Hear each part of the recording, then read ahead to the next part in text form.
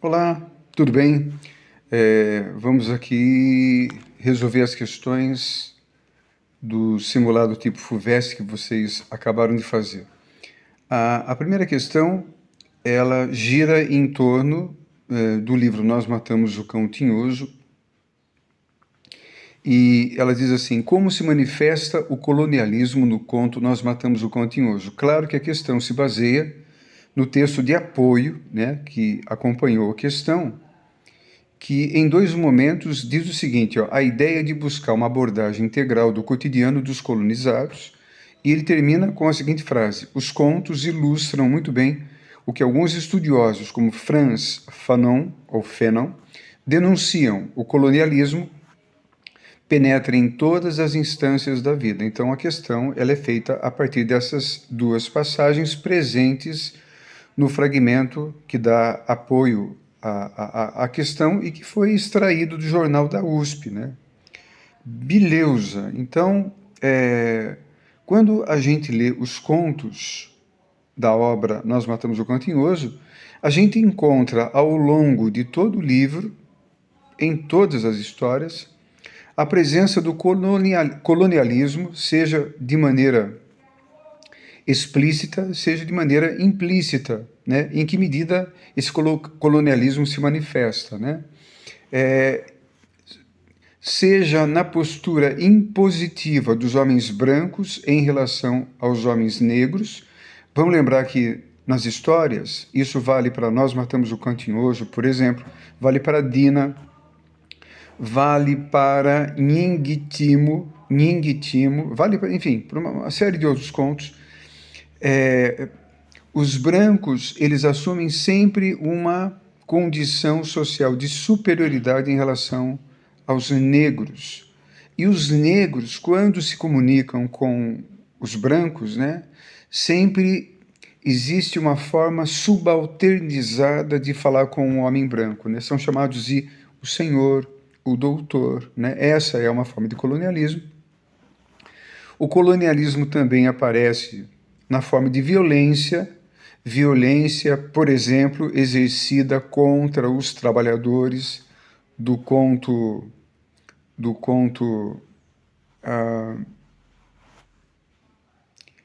esqueci o nome do conto, espera um pouquinho aqui, eu já vou te falar aqui.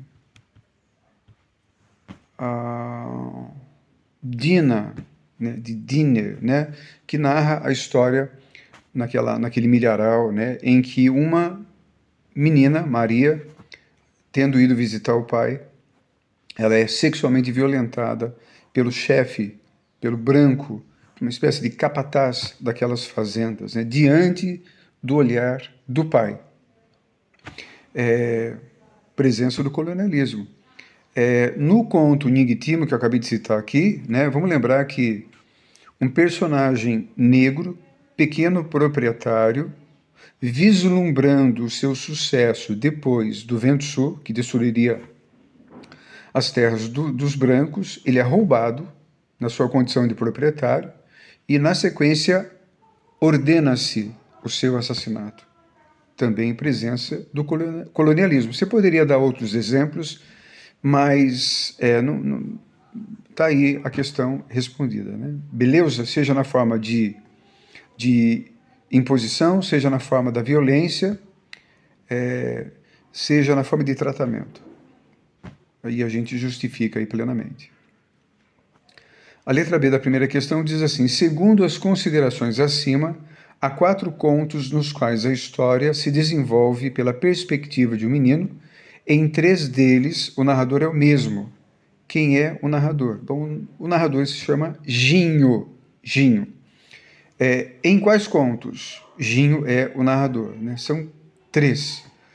O nome só é explicitado no primeiro conto, Nós Matamos o Cão Tinhoso, mas ele aparece também no conto Inventário dos Imóveis e Jacentes, o menino que faz a descrição da sua casa numa noite em que ele está insone, em que todos dormem, e no conto Papá, Cobra e Eu.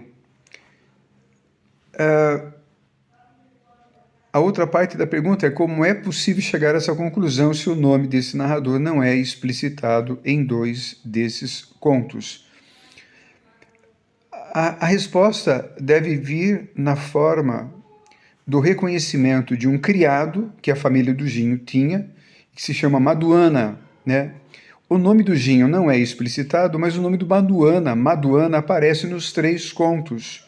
Então, isso nos leva a deduzir que esses contos narrados pela perspectiva de um menino têm como narrador o mesmo personagem, que é o Ginho. Uma questão difícil de resolver, porque é difícil de lembrar esse traço identificador do narrador. Não sei se todos vocês conseguiram resolver, tá bom? Maduana, o personagem comum. Na segunda questão, há 2 textos. O texto 1 é um texto explorado da obra Romanceiro da Inconfidência, da Cecília Meirelles, e o texto 2 é a lira de número 1, da primeira parte do livro As Liras de Marília de Dirceu. Vamos lembrar que o primeiro texto é de uma autora do século XX e o segundo texto é de um autor do século XVIII, Tomás Antônio Gonzaga. A pergunta, o texto 2 escrito no século... aqui está 17 na pergunta, está errado, é 18, perdão aí, tá? Agora que eu vi, já vi tantas vezes isso, eu revisei. Então, é século XVIII, com perdão da palavra. E o texto 1, no século XX. E foram produzidos, portanto, em contextos histórico-culturais distintos. Eles, entretanto, se comunicam sob vários aspectos. A qual escola literária pertence o texto 2? Tomás Antônio Gonzaga, autor do século XVIII, período da Inconfidência Mineira. Arcadismo seria a resposta. É a resposta, né? Arcadismo. Ele pede para justificar. Daí eu vou no texto 2 e retiro dele elementos que são elementos pastoris que fundamentalmente caracterizam o arcadismo. E eu vou encontrar lá palavras como sítio, que aparece na forma de casal, tem o próprio casal e nele assisto, casal é sítio, gado, vaqueiro, ovelhinhas, monte, pastora, etc. Né? Tá repleto de elementos pastoris. E na letra B, em quais aspectos o texto de Cecília Meirelles se comunica com o texto de Tomás Antônio Gonzaga, né?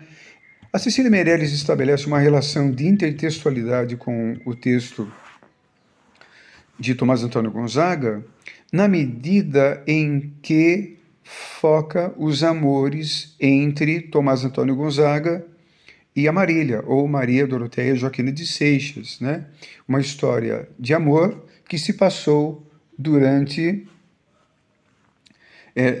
o arcadismo ou durante a Inconfidência Mineira. Então, os 2 textos, o texto do Tomás Antônio Gonzaga aqui, fala justamente das declarações de Dirceu a Marília, e o texto da Cecília Meirelles, ela fala da ausência de Tomás Antônio Gonzaga por ocasião da devassa pós-Inconfidência e o seu exílio para Moçambique. Está falando da mesma relação, do mesmo amor, em momentos diferentes. Tranquilo? A terceira questão... Um segundinho só. Estou com a minha gatinha aqui, quase que ela entrou na nossa frente aqui. Ela seria muito bem-vinda, porque ela é fofa e linda.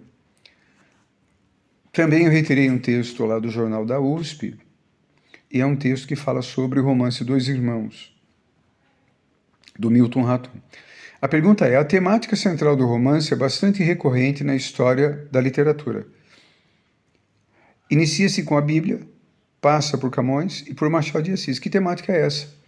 É o tema que se constrói em torno da vida de 2 irmãos gêmeos, univitilíneos, cujas personalidades são distintas e opositivas entre si. Então, todos esses autores, né, essas obras, elas contam a história de irmãos cuja trajetória é marcada pela hostilidade, pela inimizade, pela vingança, pelo ódio, né? Então, na Bíblia aparece lá Esaú e Jacó, né? Esaú e Jacó são retomados por Camões no poema, no soneto 88. 7 anos de pastor, Jacó servia Labão, pai de Raquel Serrana Bela, vocês se lembram? E o Machado de Assis tem um romance chamado Esaú e Jacó, que narra a história da inimizade de dois irmãos gêmeos chamados Pedro e Paulo, irmãos cuja inimizade vai destruindo todas as pessoas que vivem à sua volta. Na letra B se diz assim: o fragmento acima extraído do jornal da USP afirma que a obra traz, entre outras coisas, discussões políticas e sociais sérias, densas e complexas. Cite uma dessas discussões presentes no referido romance. Eu vou dar 2 exemplos aqui. Um retirado do universo político, do contexto político. Vamos lembrar que na obra se narram as perseguições políticas que foram características de um período da ditadura militar, né? Pós-64, a partir de 64. E na obra tem um professor de filosofia chamado Antenor Laval, que é vítima dessa ditadura, né? Ele é torturado, ele é assassinado na própria casa, né? Esse professor que era uma das poucas personagens com quem Omar, um dos protagonistas da obra, se identificava. E, tirando de um contexto social, aqui é uma questão muito séria, né? A Domingas, ela simboliza o exercício do trabalho escravo, né? Ainda tão presente na nossa realidade, né? Domingas é uma menina adotada para viver como filha, né? Na casa de Zana, mas ela se limita a receber maus tratos na medida em que ela não é agregada à casa, ela não é verdadeiramente acolhida, ela é explorada ao máximo, né? Ela não recebe salário, né? Ela está ali para servir, né? E além disso, ela é vítima de uma violência sexual praticada por um dos irmãos gêmeos, um dos protagonistas, né? E nunca houve punição para isso, nunca se fala disso, né? Nael, o narrador, é aquele que tenta vislumbrar uma resposta, mas chega ao fim da narrativa sem nos oferecer essa resposta. Belezinha? Espero que tenha ficado claro, né? Eu estou mandando também o gabarito escrito. Qualquer dúvida podem falar comigo, ok? Muito obrigado, grande abraço, boa prova para vocês.